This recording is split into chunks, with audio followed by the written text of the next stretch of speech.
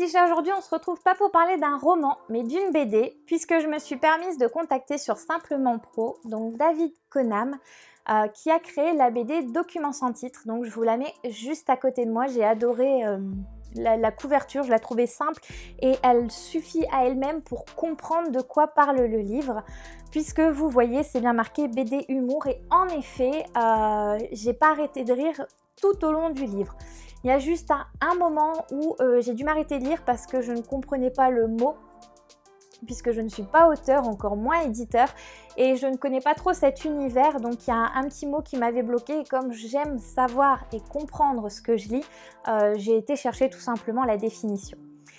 Donc revenons à notre personnage principal dans la BD, ce sera Tim. Donc c'est un auteur qui va avoir quelques tourments, puisqu'en fait il a un tas de romans en cours, et ils sont inachevés. Donc derrière, vous allez avoir sa maison d'édition qui va lui mettre gentiment la pression et qui va même d'ailleurs bien persister pour qu'il finisse ceci.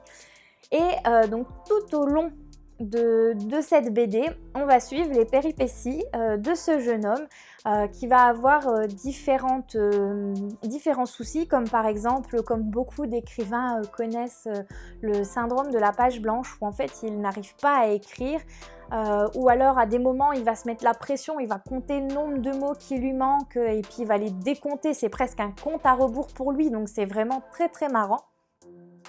Ce que j'ai aimé aussi de ce personnage, c'est qu'en fait, c'est un peu un Gaston Lagaffe en fait. Il n'arrête pas de faire des bêtises et puis en même temps, il est assez crédule. Donc ce qui rend encore le personnage encore plus marrant et qui pousse encore plus l'humour sur cette BD. Ce que j'ai aimé énormément surtout, c'est qu'il va nous parler. Alors ça va pas être toute la BD, hein, ça va être seulement une scène à chaque fois. Il va nous parler du Covid en disant, bah voilà, en gros, il a fait un livre catastrophe en imaginant qu'il allait avoir une pandémie et puis au final, ça se passe vraiment. Enfin, au final, c'est un peu, je me suis dit la même chose. C'était cette histoire de Covid, c'était un scénario catastrophe où on pensait que c'était possible que dans les livres et que ça allait pas arriver dans la vraie vie. Malheureusement, c'est le cas. Pareil, à un moment, il va faire une référence aux gilets jaunes. Mais il va aussi faire intervenir des personnages, comme par exemple, à un moment, il va faire intervenir sa grand-mère, ou il va faire souvent référence en fait à la mort. Il y a une scène qui m'a énormément fait rire, c'est parce qu'en fait, il dit en gros à la mort, je ne comprends pas, tu n'es pas venu me tuer et tu n'es pas venu me faucher. Et là en fait, vous allez voir, vous allez avoir son compte bancaire, c'est marqué moins, il me semble 300 et quelques euros. Et la mort, elle dit, bah ça servait à rien de te faucher puisque tu es déjà fauché. Donc vous voyez, c'est tout des clichés qu'on entend souvent sur les auteurs, que par exemple ils sont pauvres. C'est sûr qu'au début, si vous ne vous appelez pas Marc Lévy ou Guillaume Musso, vous ne pouvez pas vivre de la lecture, ça c'est un fait, mais c'est tous ces clichés là, voilà, qu'on entend, comme quoi les auteurs ont besoin d'un deuxième travail, sinon ils seraient fauchés, qu'ils ont le syndrome de la page blanche, tous ces trucs-là, que les éditeurs mettent la pression énormément aux auteurs pour qu'ils puissent finir leur livre. Alors je tiens à dire que ça, c'est un cliché pour certaines maisons d'édition, parce que je parlais avec une auteure concernant ça, les délais, etc. Et elle dit que les maisons d'édition, voilà, sont assez souples hein, sur les délais, ils sont pas là à dire, allez, vous avez un délai pour nous rendre des livres, voilà. Donc ça m'a fait très rire. Donc même si vous ne connaissez pas comme moi l'univers des auteurs, l'univers des maisons d'édition, c'est facilement abordable. Après, ce n'est pas une BD pour les enfants parce que voilà, on a par exemple des références qu'ils ne pourraient pas comprendre. Mais en tout cas, j'ai ri du début à la fin. Même à un moment, il fait référence à Game of Thrones. Donc vous voyez, c'est quand même un roman qui est très ancré dans son époque, dans l'actualité. Et c'est pour ça qu'on peut facilement comprendre et imaginer les péripéties de ce jeune homme. Ensuite, au niveau des illustrations.